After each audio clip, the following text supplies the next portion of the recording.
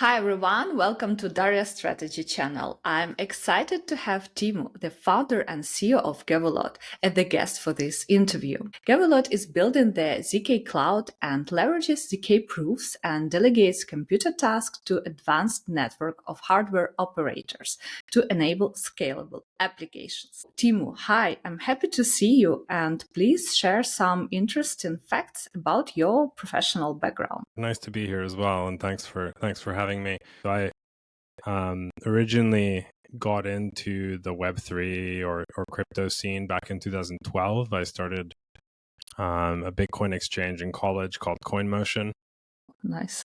Which is still around, and that was quite an interesting experience. We were the first exchange, maybe the first in Europe, but definitely like the first in kind of our category to actually have KYC. So we enforced KYC from day one because we want to start to legitimize this. Back in those days, obviously, Bitcoin had an incredibly bad reputation. From a business perspective, this was a bad idea because the non-KYC exchanges, even if they were much worse technologically or, there back in those days, you still had manual exchanges. So I'm talking, there's an online form where you go and you put in your address and your information and whatever, like how much Bitcoin you want to buy. Then you like wire money to the company. Someone goes out and back then people were mostly using Bitstamp in Europe, buys the Bitcoin and sends it to you, and it takes 3 days. So that's kind of where we were. We had, modern, fully automated exchange, but for whatever reason, a lot of the volume still went on to these much worse services that didn't have KYC. I ran that as the CEO for about 3-4 years, depending on how you calculate it.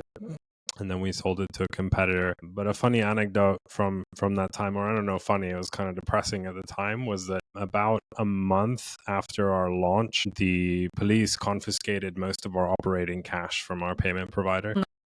Not because we'd done anything wrong, but because at the time there was this was in Finland, so it was the largest, I think, in history phishing scandal. And then for the duration of the investigation, they confiscated all these assets, right? And the investigation took 3-4 years. It was a whole thing. But we had just launched. I had just loaned the company. It wasn't that much money at the time. It was like 50,000 or something. And then within a month, that money gets confiscated. And we were like, oh no, this is terrible. And mostly we had stopped all the money, and, we were working with the authorities to make sure that none of the money was going through, because what people were doing is basically phishing for bank account credentials. So that happened, and then we had to raise some money, and we made it through that. But looking at kind of our volume charts, it was a pretty fast increase in the first few weeks because people were quite excited, and then just bang down, and then it started going up again later when we had money. But we had the funniest, because we tried to get regulated by the Financial Regulatory Authority, and they refused. They were not touching this. So we built like our own fraud prevention systems. So we would flag users that exhibited things, and we had some they were really dumb, some of these flags, but they worked. So for we had some obvious things, but they might not be obvious to all listeners. But if you're over the age of 40, immediately flag. If you're a woman, immediately flag, because there just were none. 100% of we did have 1 or 2 legitimate users in those categories, but in terms of fraud prevention, it was actually quite effective to always pay more attention when those things happen. It was mainly, customer support. People had a lot of problems using crypto in general. People who'd bought Bitcoin from through our service would then go do something else somewhere else. They'd lose the Bitcoin, and then they would come to us and be, what can I do? How can I get this back?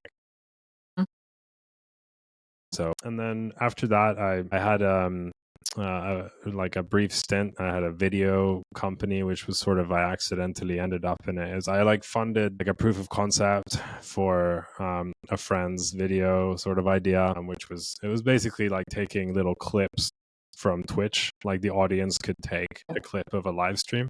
It was called Oddshot, and then it was launched, and it became incredibly popular. So before that, nothing from live streams really ended up on YouTube or anywhere. So maybe the streamer would go back and edit a long stream and make highlights or something like that. And then suddenly this content was on Reddit within seconds of it happening. It just kept going viral. So like within the first month, we hit the front page of Reddit. We got like 1 million like monthly active users, etc.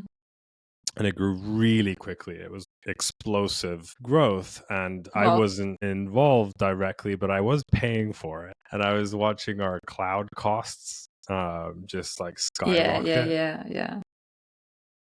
I was like, oh no, like we have to fundraise. So we raised seed round, which we got great investors. We had Union Square Ventures and Lifeline Ventures. But the reason we raised was because the next month bill would have been like 200,000 or something. And I didn't have it's the too money. expensive to store all these videos. Yeah. And so then I kind of ended up like, because I had sort of done the fundraising, I kind of ended up running that. And then eventually what happened there was sort of numbers wise, great success, revenue wise, horrible. And so during its lifetime, we served almost 1 billion videos. I think it peaked at about 10 million sort of monthly active users, but we just didn't make any money. So we didn't make the content or didn't own the content. And then Twitch introduced basically the same thing. So they did Twitch clips, which is now, a regular thing. And so then it was sort of, we were too dependent on Twitch and we couldn't make money. So it eventually shut down. And then, I was involved in crypto side of things. And then I kind of became I don't know what you would call it, a kind of free agent, advisor, consultant, enthusiast figure. Yeah, I basically just traveled around and like tried to help different teams that I liked do stuff. So that was the period when I was working with Open Zeppelin and I was advising DapperLabs. I don't know if anybody remembers it anymore, but this was before CryptoKitties launched. I remember. Yeah, I'm sure people that who were here many people remember it. Yeah. But there's a lot of people in crypto now who won't even have heard of CryptoKitties. If you haven't, Google it. It broke Ethereum. And then finally in 2018, I started a company called Equilibrium, which if anyone listening is like an engineer in the blockchain space may have heard of. So we basically do like core infrastructure development. We've worked with everyone, Ethereum Foundation, Protocol Labs, Polkadot, Starknet, Celestia, ZKsync.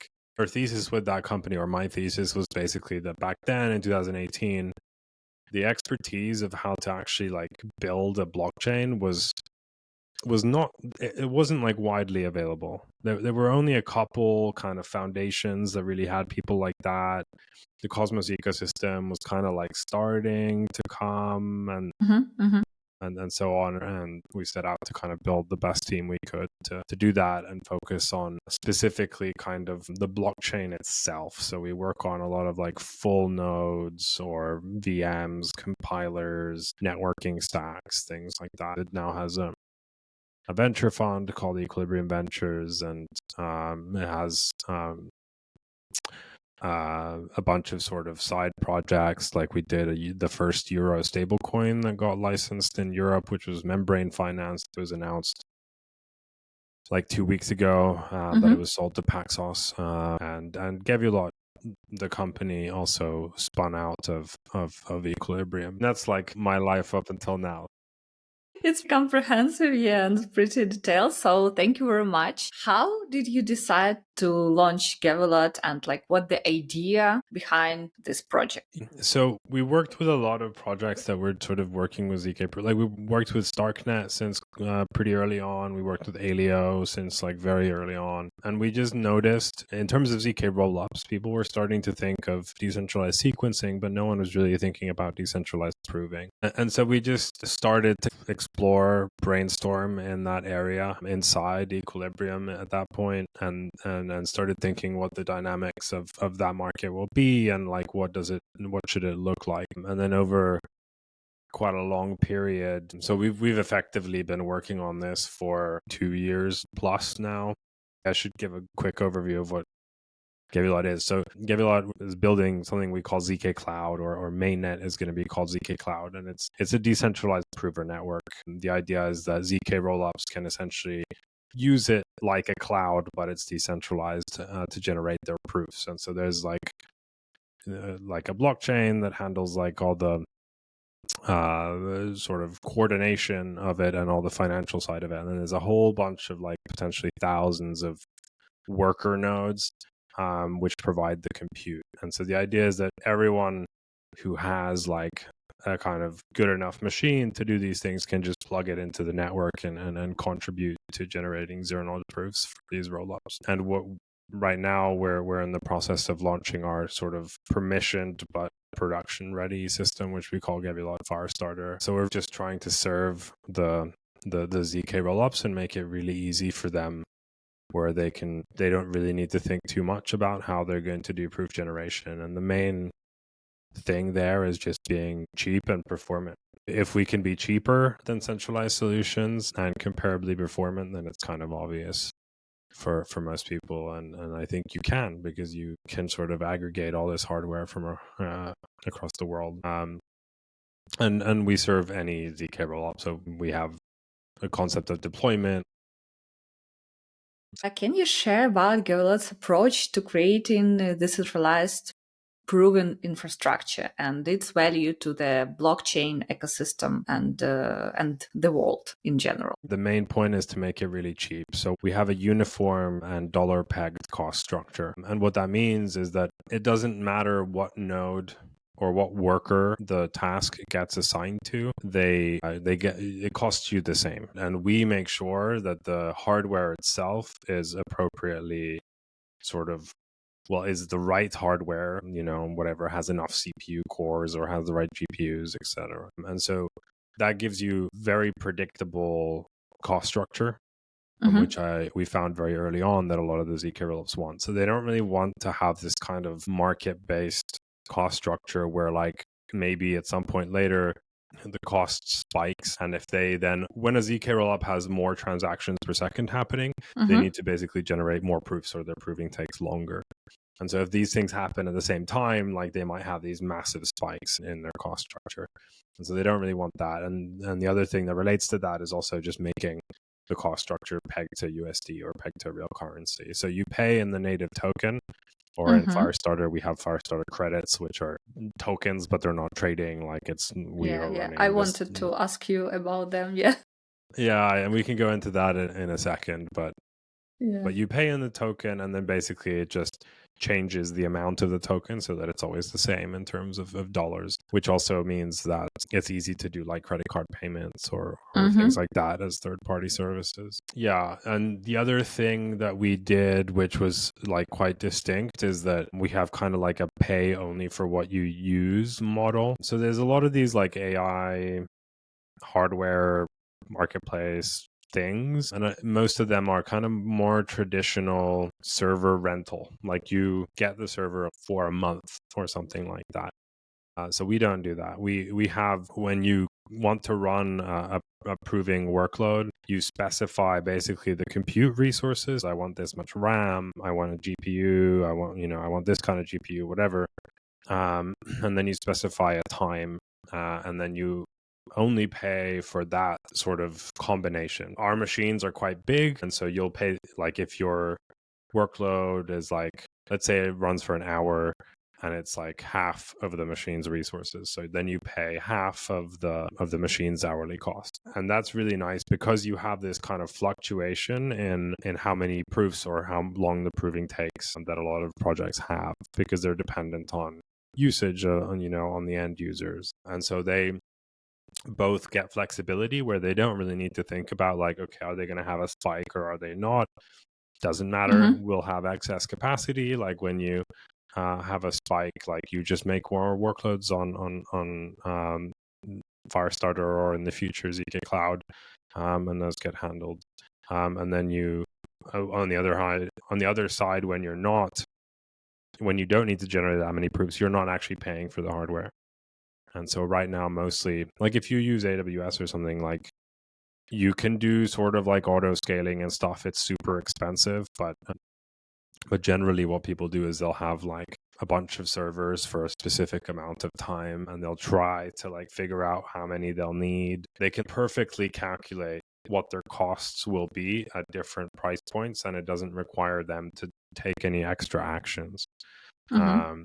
And so like one way to think about it is that what we're doing is our job is to make sure that the hardware is there when you need it. And in that way, it's very, very similar to a traditional cloud in some ways. We're just sourcing the hardware globally and using incentives to do that. Yeah, I think those are kind of like the user facing things that are quite a big deal. Obviously, there's the flexibility of just using any prover. And then on a kind of higher level, what we strongly believe is that by sourcing kind of from everywhere, you can get a much lower cost structure. Mm-hmm. And so like, we're not re-executing, we're using just one server to do one compute, just like, a centralized setup would essentially, because it outputs a zero knowledge proof, we can do that. And so really it's just a question of how do we find the cheapest possible hardware? And there's like a couple of things that go into that. One is that you need to find really cheap electricity, really cheap bandwidth, and just like, weird setups. So if you look at Bitcoin miners, they're all like next to some big dam. Yeah, like there's somewhere where electricity is free and they have good bandwidth or, whatever. And so we want to apply that same thing. And a centralized company really can't do that. They don't have the ability to search globally, for these specific spots. For free electricity or underground mining farms. Yeah, exactly. And they need everything to be very conforming. Like, if they're going to place an order with NVIDIA, they need everything to be the exact same. We don't really have that. So what we do is right now we still have pretty like tight specifications on what the actual servers for the worker nodes can be. Mm-hmm. But over time, it doesn't matter. Like you can run any hardware the network will test your hardware to understand or figure out kind of what its performance characteristics are, and then it'll be able to provide you the types of workloads that works for. And so you get a lot more flexibility in terms of that sort of stuff, which like if you build out a huge data center, you don't. And then the other thing that matters is just the actual acquisition cost. And that relates to this flexibility because you want to be able to support, like, for example, consumer grade GPUs because they're a lot cheaper than the server side GPUs, which everyone wants for AI. And so you want to let people do that. And then kind of in a different way, like maybe at some point we get ASICs or custom chips for doing ZK proving there because there's kind of like scarcity, like it's probably just a couple companies, they don't have that many. What you actually want is you want to have maximal scale to be sort of like the primary purchaser. And so we kind of envision the network, or like us and all the node operators in the network, we're going to be collectively buying the hardware. And so we're going to be a very large buyer and try to skip ahead or as far in the line as possible, so we can always get that stuff up and running before anyone else. I want to clarify, like your target audience, obviously B2B, and I want to ask, are there only blockchain and ZK companies, or you also can provide your hardware to Web2 companies, for example, like Microsoft or Apple, if they want to use ZK in their infrastructure? We would love to explore ways of providing compute for non-ZK things as well. It's just very unclear how to do that in a way that makes sense. Like, how do you provide any guarantees? Even in something like, an optimistic kind of verification structure, you're re-executing the whole computation. Someone needs to be re-executing to know that something went wrong. And so it depends a little bit on the use cases that come up. But the one that everyone likes to talk about is the AI use case. And if you're doing a big training run, it doesn't make any sense to ever re-execute that training run, really. And so I think that's quite tricky. But maybe we'll come up with ways of verifying that work. I don't know what those would be right now. For inference, like for AI, maybe it does make sense because like re-executing is not that big of a deal. Like if you run your model twice, it's fine. I do that when I am experimenting with my fine-tuned models. I often have them produce many outputs and then kind of choose one of those. So there's all kinds of things, but we haven't really explored that. As far as like bigger companies using ZK, we are in or have been in talks with Google for quite a while, and they're very interested in ZK. I think with big companies, they're not quite sure what like their kind of angle should be towards ZK. I think it's possible that people start proving using kind of like Firestarter or ZKCloud as like the back end. But I think in a lot of these cases, it's just a bit unclear, like why, who is it for, what are they doing? Mm-hmm. And so there are more and more ZK applications obviously being created, but I think people are still trying to understand this thing. There's not that many sort of individual developers who are playing around stuff. Yeah, because it's difficult. Yeah, I mean, you can just grab a ZKVM. It's not that hard, but coming up with kind of like the reason why is not always that easy. There's one thing that I've seen recently, which is pretty cool, called a non-cast. It's really simple. You can anonymously post to a specific Twitter or Farcaster account if you hold some X amount of the token. And you prove that you hold the X amount of the token using a zero-knowledge proof. Really simple, but quite interesting because immediately people start posting stuff, and there's something quite liberating about being able to post anonymously and onto these platforms that everyone is used to using already. So I think it's like, we get more that. Then that was built with Noir, which is Aztec's language. Language, yeah. And so I think if we get like, if one of those succeeds, or there's like 10 that succeed, like at some point it starts becoming quite exciting. I feel like what it always requires for this stuff to take off is like the design space needs to expand. Like when AI started coming out, like why people got excited was like, oh my god, there's like all these different things that can be explored, and I think that's always like the best setup for getting new developers into anything. So I think that needs to happen to ZK a little bit. Yeah, but AI applications have like a simpler user experience, more friendly user experience than blockchain. Yeah, at least for now. I don't disagree. I mean,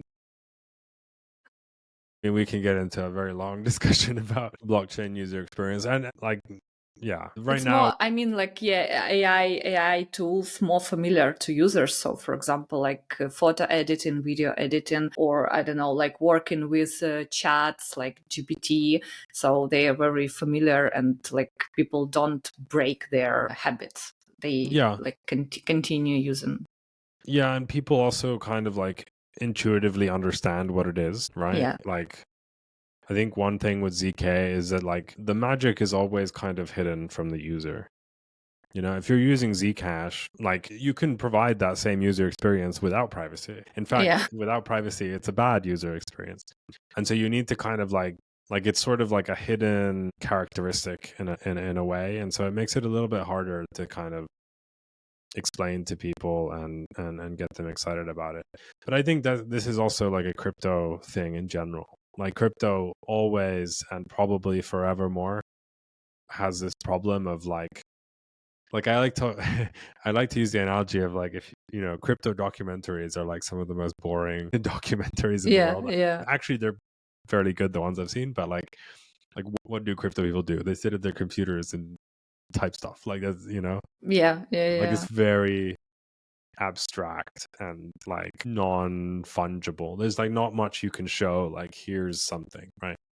NFTs were kind of like use case, visible use case, but or maybe not even a use case, but just a visible thing. Visible thing. It's just look, this picture, and actually it was stored on AWS, but let's ignore that. Yeah, I agree with you. Okay, so can you share a bit more about the Firestarter mainnet? How long did it take to launch this mainnet? And I see that you provide your tokens, like credits, those who rent your nodes. So can you explain like the concept of Firestarter and its first results? Yeah, so we launched a DevNet in March, which was like very proof of concept-y. We had over like 300 companies and individuals give us feedback on it. So it was really, really good, but it didn't scale at all. It was very cumbersome to use. We probably could have been faster to get something permission done, but we decided at some point that we're actually going to build the whole thing. Firestarter is basically the ZKCloud implementation. It's running a Cosmos chain. It has all the economics built in. It has all the orchestration built in. It scales to we'll see how many worker nodes, but theoretically to thousands. And we hope to get that up very high. But at some point, you do need to start figuring out some very clever optimizations. And so that's really what Firestarter is. The thing is that we're running all the validators. So we, in a sense, are the chain. And then there's a whole bunch, like 50 organizations that are running worker nodes. And we basically offer token incentives for the worker nodes. So people who want to run on these, they're pretty big servers, fair warning. So it's not really like a home garage setup type thing, and you need a pretty good connection. But if you have a setup that kind of can run in a more sophisticated way, you should definitely go to our website, gevulot.com, and get set up. And yeah, so like it basically, the idea of Firestarter is to offer a stable environment for people to actually run production workloads, because a lot of these things, they're like mission critical, right? We're doing like the company, we're doing proving for ZKsync Era, we're doing proving for Scroll, we've been doing proving for the Aztec tests, etc. And all those, like if they really want to start using things like ZKCloud, but it's going to take a little while before like the permissionless version is like reliable enough or even just trusted enough, because if the provers go down or there's a delay, that causes problems in the rollup itself and affects end users. So really the point of Firestarter is to provide that environment that they can start using now, that's sort of consistent and production ready. And then when our mainnet has been thoroughly tested and everyone is very happy that it works the way it's meant to, then we can sort of transition over to that. So yeah, like if you're interested in starting to use Firestarter, I can give some like numbers that may make sense to people, but a CPU node is like 0.61 cents an hour. That's a 96 core, 786 gigs or 768 gigs RAM machine. This is a very large machine. And a GPU node is 64 cores, 384 gigs RAM, and two 4090 GPUs. And it's $0.84 per hour. And so if you use half of one of those, you pay half of that cost. That's very cheap, as anyone who's listening who deals with this kind of stuff will understand. So yeah, you can probably, by the time this comes out, you can probably just go to our docs, which is docs.gevulot.com, and start trying it out. You do, the way that it works is that we're basically selling credits to people. And so these are like tokens, you know, on the blockchain, you have an address, and then one credit is $1. In terms of running a node, we also wanted to have a way to kind of allow people who wouldn't actually be able to run the hardware themselves participate. So we doing something we're calling it not a node sale, because it's not a node sale. But it's basically that we're renting nodes to people. So what we call a fully managed rental service. So people can essentially pay us, we'll run the actual hardware, take care of everything, and then they get access to those same token rewards. This is not available to anyone in the US, but it should be fine. And yeah, that's live now as well. You can find that on Gevulot.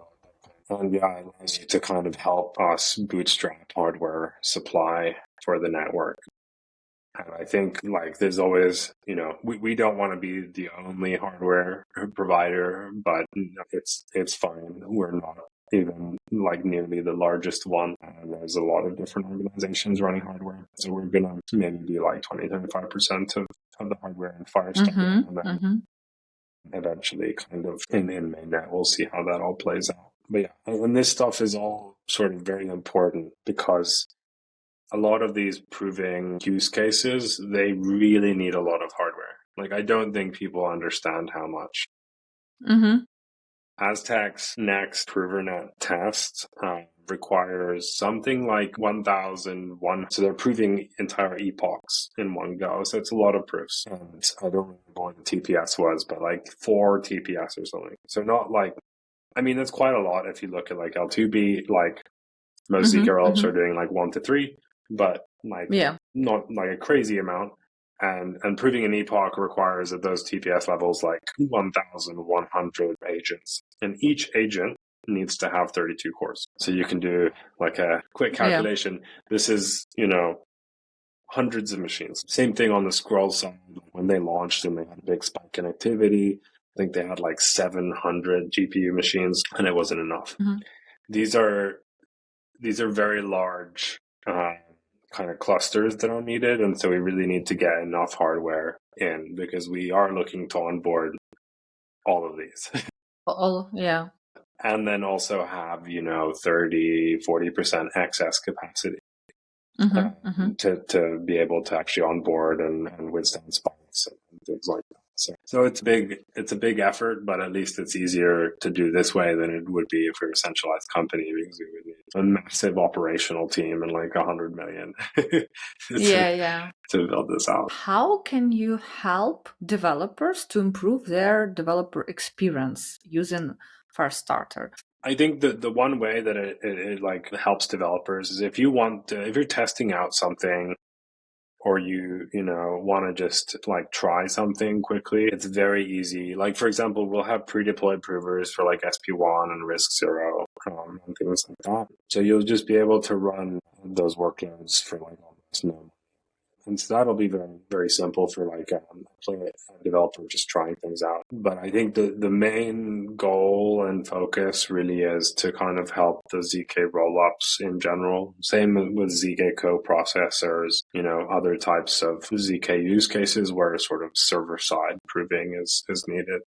And so I mean, it does help developers, but it sort of like helps those projects where they don't really need to think about stuff, right? And they can just raise their hands up and be like, you know what, we'll let the sequencers decide how proofs get generated.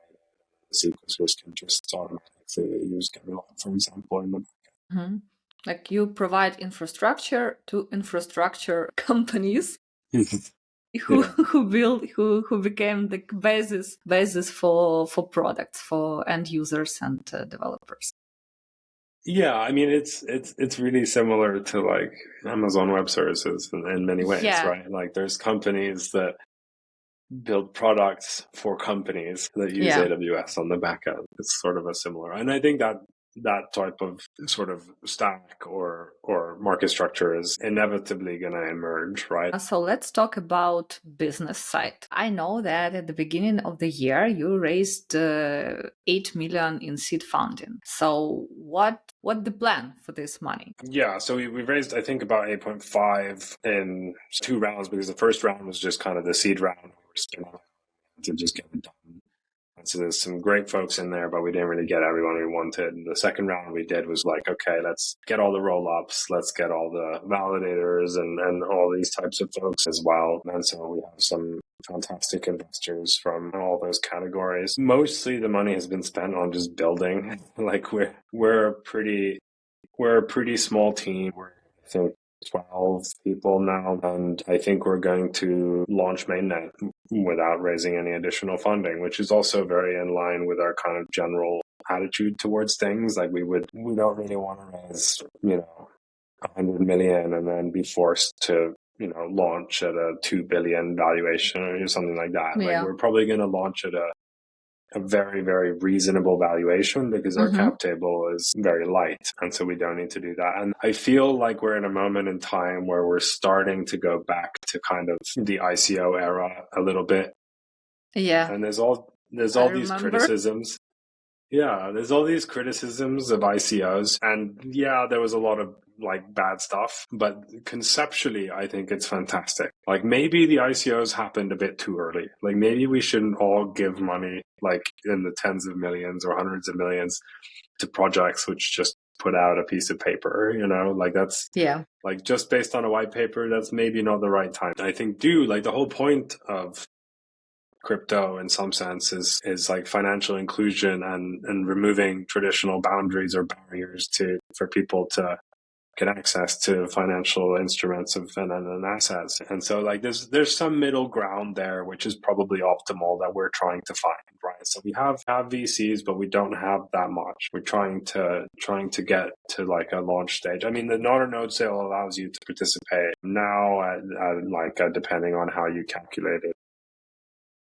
It depends a little bit on the sort of parameters you have for the amount of money, but it's sort of like little bit above 200 million valuation. It's not going to be like 3x that. It's going to be pretty close, and then get people in at a valuation that makes sense. I still don't understand how Celestia managed to launch at like 20 billion. It makes no sense to me.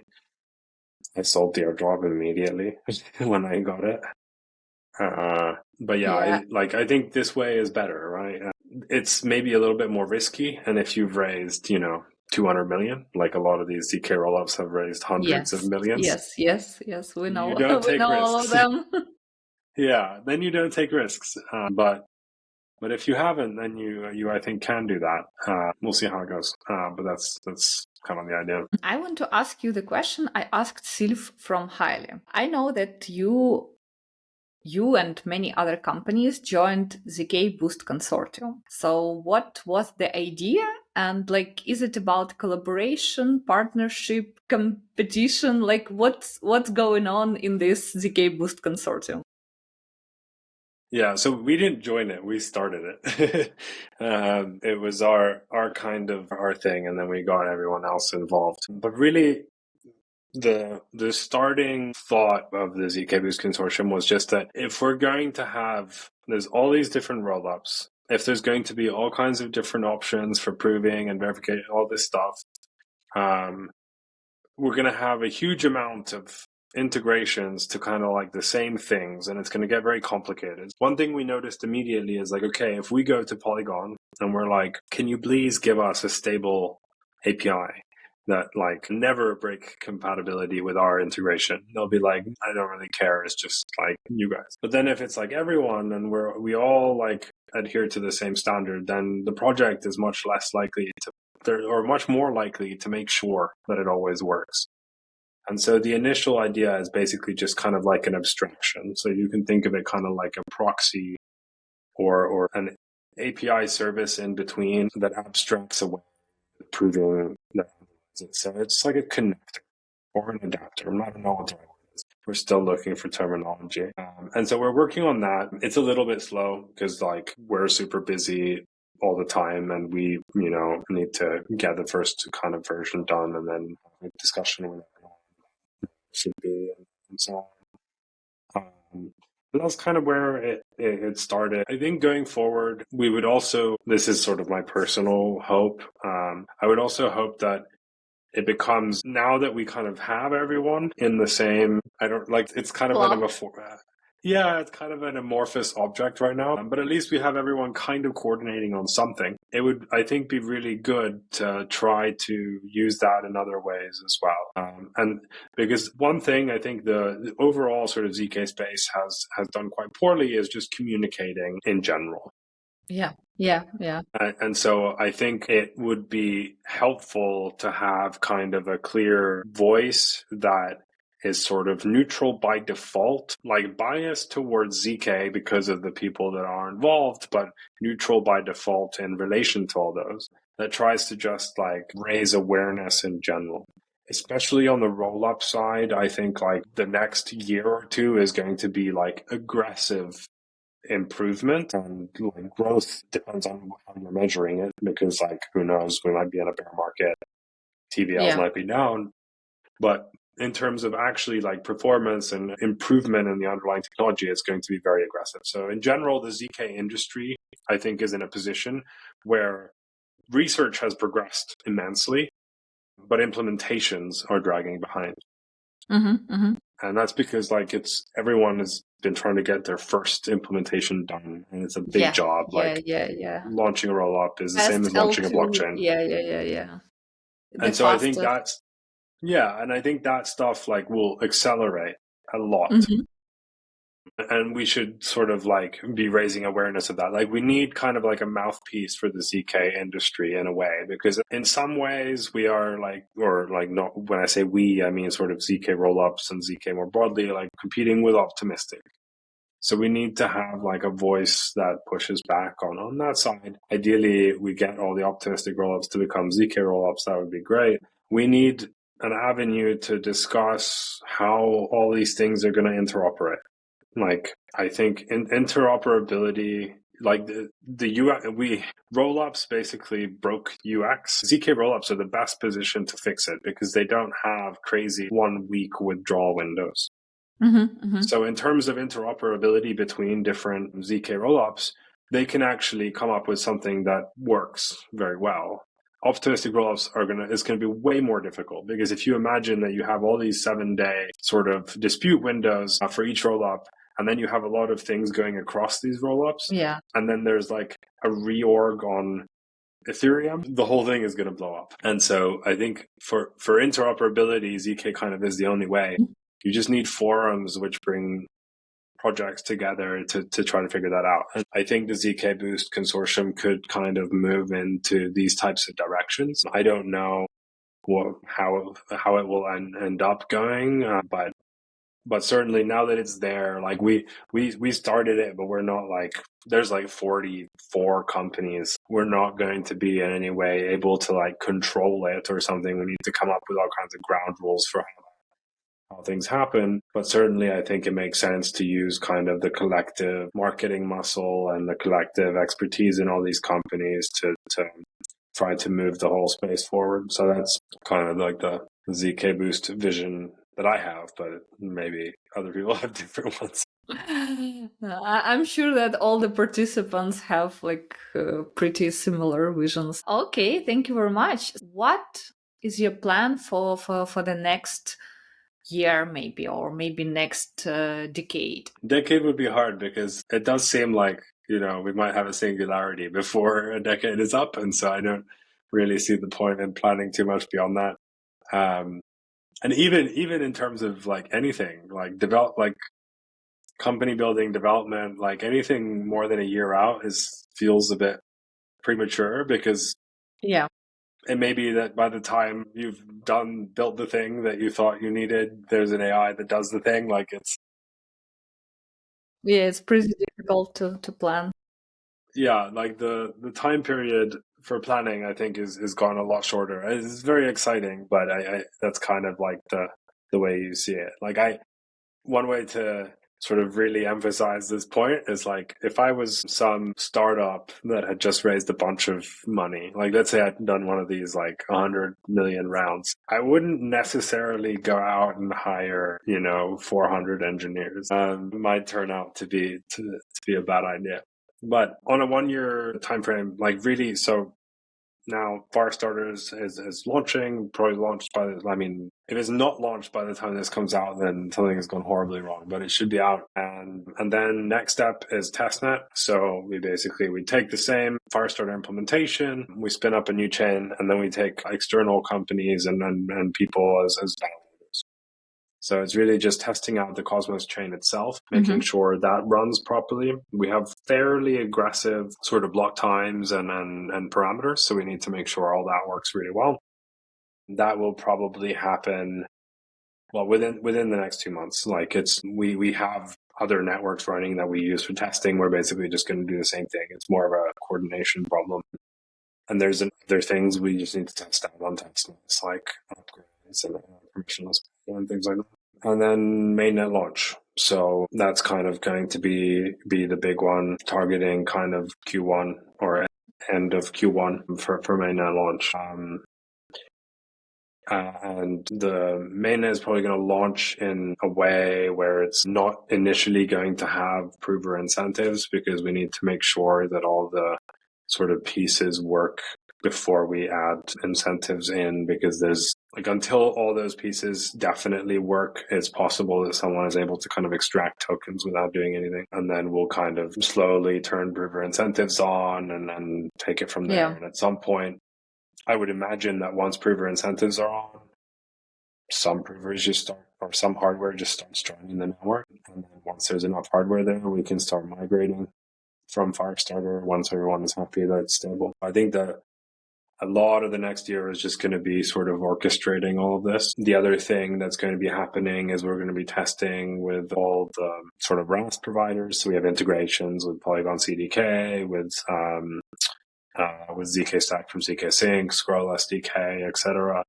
And so we're going to be testing out, basically spinning up test nets with each of them, making sure everything works with their systems so that they can then easily spin up instances for their clients that use Firestarter in the back end.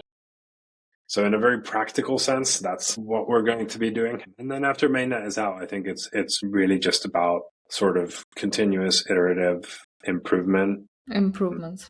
Yeah, like there's so many different things that will be happening, and then just keep going, basically onboard every ZK rollup, every ZK coprocessor, everything. Make it so cheap that like the customer's product is more viable.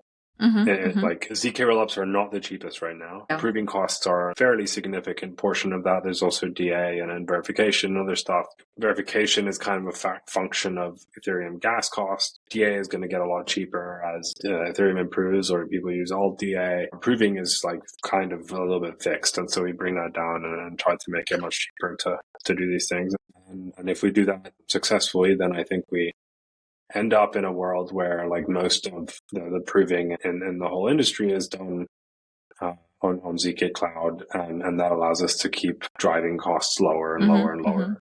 What can you recommend to our listeners if they want to learn more about ZK, like resources, what to watch, what to listen to, what to read? That's a good question. I should probably compile some list of things, but I mean, there's always ZK podcasts. They do a pretty good job. They have these like learning sessions that you can watch where they walk through things. But I think like at this point in time, like I would just, grab Risk Zero or SP1. I would ask OpenAI, whatever, Anthropic to help me do something with it, or Noir, whatever. Anyone can program now. You don't need to write any code. I'm not sure it makes sense to like go and listen to a bunch of YouTube videos or read like a bunch of papers. I would just find some ZK project, shove the code into, ChatGPT and ask it to explain what it does and why and what the implications are. Teemu, thank you very much for your time, for your expertise, for sharing all these great details about your professional background, about Gevulot, about the future of ZK. If you have any words to our listeners, you can motivate them. What is important is that there's really only 3 ways in the world today that we can ensure that some other party did a computation correctly. 1 is just blind trust, which is how Amazon works. 2 is re-execution, which is how blockchains work, which means that you have, tens of thousands of servers doing the same thing for no reason. And the 3rd is ZK. So really what we're betting on, like us and what kind of the ZK industry is betting on, is that trend line continues to some extent. And if it gets low enough, I think it does fundamentally change how most systems are built, because you just no longer require trust or inefficient kind of re-execution. I would really like to have a ZK proof that the sort of calculation of an election result was computed correctly. Yeah, it's super needed. Yeah, and I think ZK would be fine for that already, because it kind of like, it doesn't matter that it's inefficient. You only do it once every 4 years, but like, and there's other problems like, should everyone then have like a private key, public key, whatever. But that sort of like conceptually is, I think, the direction that you want to go in. And then, of course, there's also the privacy side of things. Like, I do think we're in a moment in time where like we have simultaneously privacy is the most under attack that it's ever been. There's blockchain projects, like privacy projects, which get so much, like they get attacked for offering something that is normal in everyday use, i.e. cash.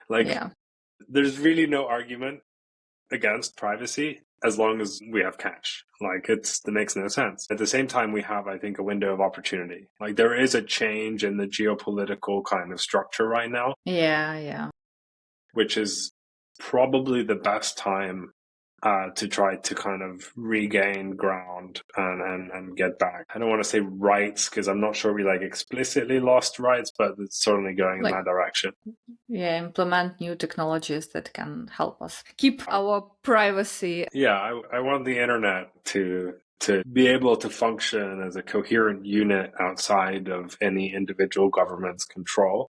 and I think that requires privacy. Thank you very much. It was great conversation. You guys, I leave all Teemu's links under this video so you can follow him, ask him questions. You can follow Gevulot and learn more about the ZK and everything related to the ecosystem. So thanks and see you next time. Thank you.